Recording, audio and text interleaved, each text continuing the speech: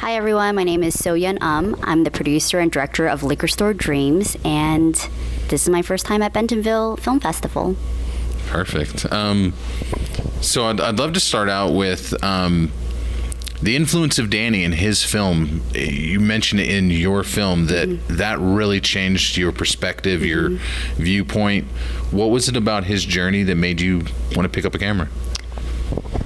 I feel like Danny's such an anomaly that I don't think I would ever meet somebody like that in my lifetime. Like, who truly runs from LA to Portland, just runs there, like truly Forrest Gumped it. And I think, to me, he really captured the do it mantra of Nike and the impossibility of life. Like, I always feel certain things are so impossible, but for someone like him to actually follow through with certain tasks is so inspiring and something I would have never imagined for myself. And so I think seeing somebody who can really do the quote unquote impossible has been tremendous in my growth as a filmmaker, me kind of showcasing myself alongside his story in the film, and kind of seeing our both paths and how different but alike we are. I'm curious, as far as camera choice and picking your camera, what was that experience like, and also getting to feel familiar with it? You're literally hand-holding, I think, throughout this entire film. I'm not a cinematographer. I'm a first-time filmmaker who has done a lot of stuff in the past, but I think this was the first truly the first time where I was one of the main camera person. And for me, it was just about like, what is more affordable in camera and what can I pick up on the go and be really quick with it. And it was the Sony A7S. It was the first edition. There's like the fourth one now. And so it wasn't even in 4K. I think for me, it was like, as long as it's able to capture everything I need to capture in the time that I can do it, as well as, I think even just going from different mediums, sometimes I'll shoot with the phone, sometimes I'll shoot with the Sony A7S, and then when I hired cinematographers, they would bring their own camera. So it was, the film in itself is just like a huge mix of different mediums and cameras and formats, but we were able to obviously create something seamless. On that line, I noticed you had consulting editors, 3 pretty extensive people who've done a lot of editing. What did they add to your film, and what did you learn from the editing process of this story, knowing it is a very personal story as well? So Carla Gutierrez, who edited RBG, Ruth Bader Ginsburg. Yeah, right. Okay. Yeah. Yes. I'm going to do it one more time. So Carla Gutierrez, who is the editor of RBG, came on board at the very, very last month of our editing session. Previously, my friend Sarah Garahan and Jean Ream, who edited the short film Liquor Store Babies, were my consulting editors. But I think I needed somebody who really had so much knowledge, so much experience, that right away they would be able to tell me exactly what I needed to fix and do. And so Carla was able to really come in, one glance, one viewing. She told me, cut this, take this line out, put this here, put this scene here. And so it really reshaped how I looked at the story, and it brought so much clarity to the storylines and characters' motives, because I think it can be so overwhelming to do a feature-length film. And for somebody who, from the outside, who hasn't been watching this film for 2-3+ years, she was such tremendous help in really bringing clarity and a lot of guidance. What would you say was the difference if you were explaining from the short to the feature?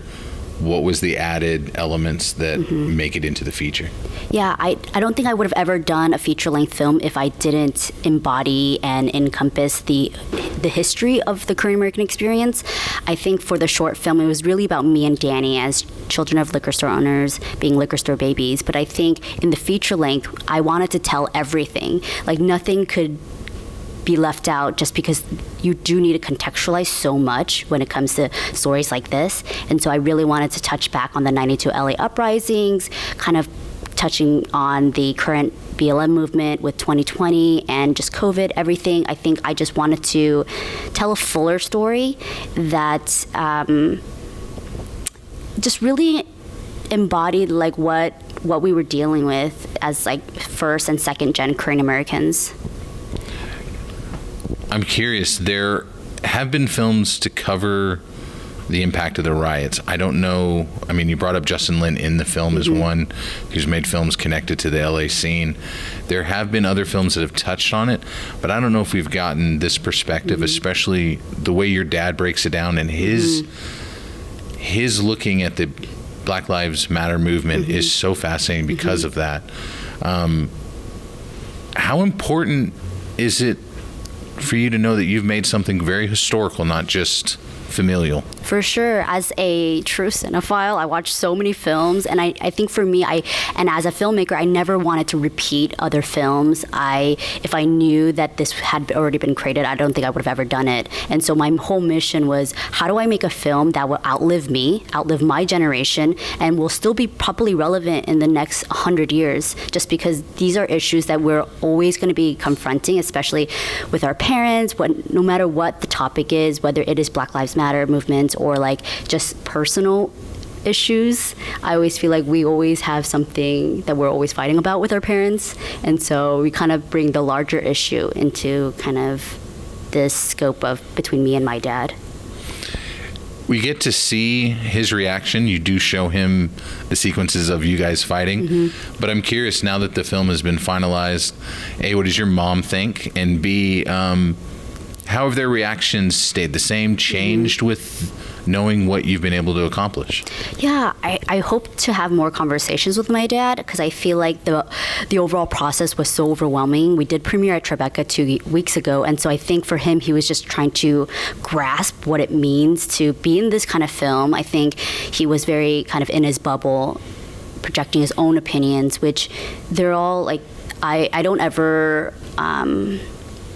I'm not judgmental towards people who have their own opinions, because it is theirs and it's from their experience. But I do think that now that it is out in the world, he's kind of seeing what other people think and so many different opinions, that he's starting to understand, hey, like, maybe there's obviously something else outside of my own opinions, but also I still think, I think for my dad, because of his experiences that are so strongly tied to his emotions, that for him, he knows that he is right in a sense, quote unquote right, or he can't help but feel the way he feels.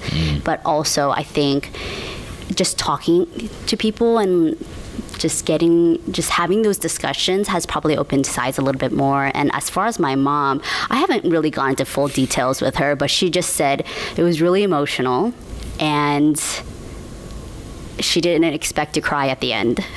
Which is, my mom's not a crier. My mom's super hardhead and like very brass at times. So it's really nice to kind of hear that from her. What was Danny's reaction? Oh, I showed Danny so many different cuts, and I think even from the beginning, even when it was the worst cut, I think he connected so much with it, just because he saw his own story finally told, as well as my story, and like truly embodying every aspect of what this experience has been. And so, and I think because this film speaks to an entire generation of Korean Americans, but also beyond, he understands how important it is. So he really, I think he loves it. Let's hope so. We'll get to your journey to the South here in a sec, but I'm curious, showing this in New York, knowing there's Spike Lee in your film, his work is in your film, there obviously will be a connection to the Spike connection, but I'm curious, an LA story like this that's so specific, what was it like showing it at Tribeca?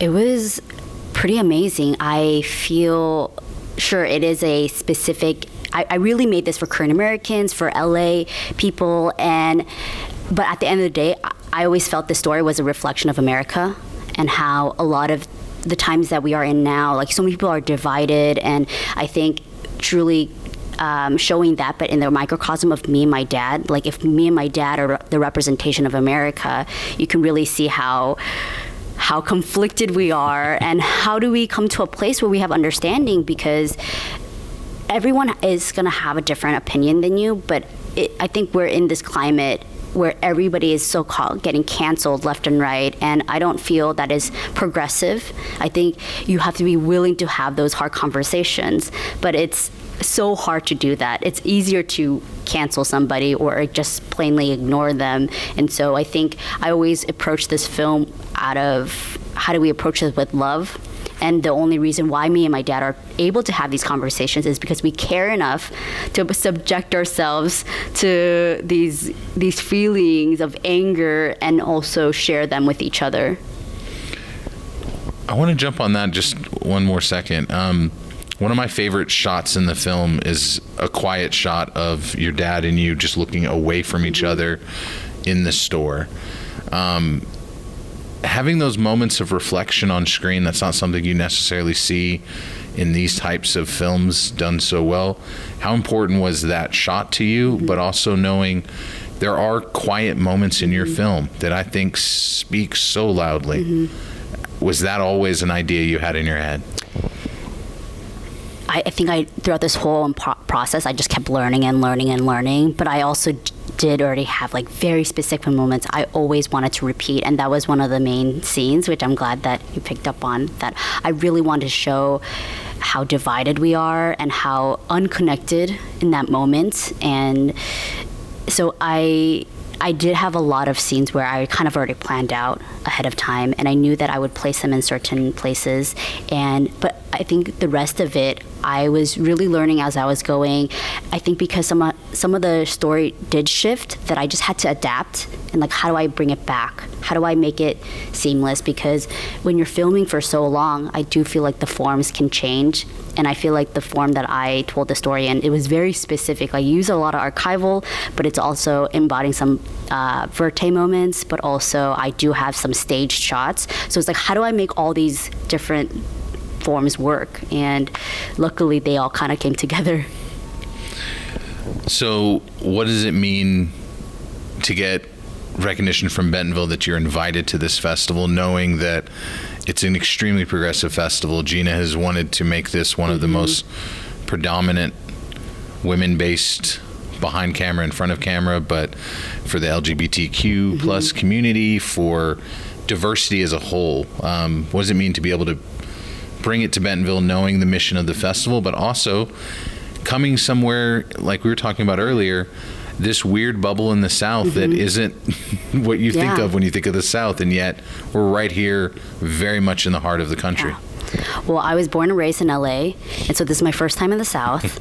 And so it's been a really amazing experience just to be out of my own bubble, but also it means a lot to be invited to Bentonville Film Festival, just because I know their mission. I'm so, especially with my film, everybody in front and back, we're all women, and that's something I really prioritize and really take pride in. And so it does mean so much that we're invited here by her, and just to be in a place like Bentonville has been eye-opening, and I really just appreciate the environment. It does feel like a small town, but it has this like very cozy feel, and something that I don't know if I would it's very particular, so I don't know if I will be able to experience it anytime soon and anywhere else. And so I'm thrilled to be here. It's been amazing so far. I know we were talking about food earlier.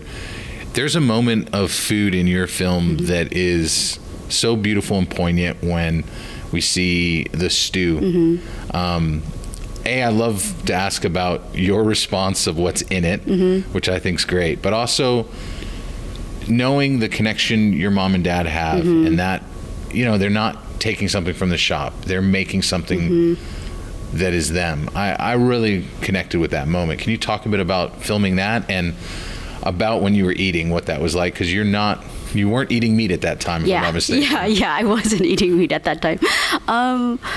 I think for everybody, food is so important, and I think in our culture we always want to represent that. And I always feel like in a lot of movies, I think for me it was a reaction to seeing other films, and their food just didn't look that good.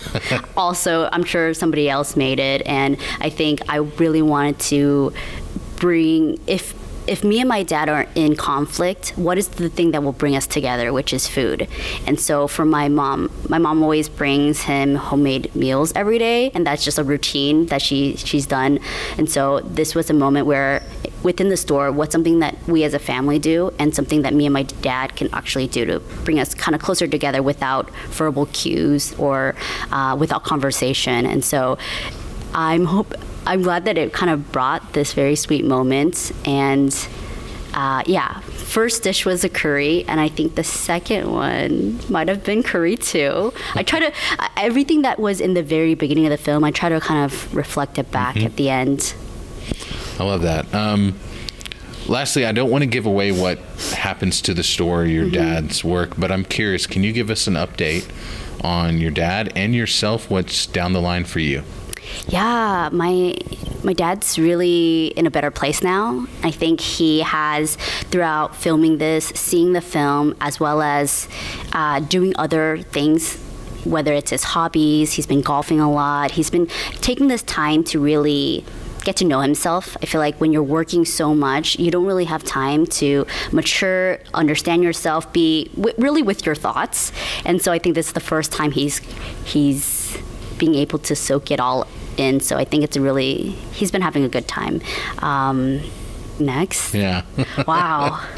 I think previously I actually wanted to do a narrative film, and so I'm going to go back to that. But I think narrative and documentary is something I both want to dabble in, and I would love to direct television as well. And I think I really want to do everything, and so I feel I'm ready to do it, and I'm really excited for the future stories I want to tell. I think I always want to focus on very difficult topics, but tell it in a fun and palpable way. And as somebody who loves film, I always want to watch my favorite movie. So pretty much in the future, I just want to make my favorite movies. Well, we're here for you. We're looking forward to that, and hopefully Justin and Spike will as well. Yes. I hope they watch the film. So thank you so much for the time. Blown away by the doc, and so glad to hear your dad's having a good time in life. Thank you so much for having me. This was great. Awesome. Thank you so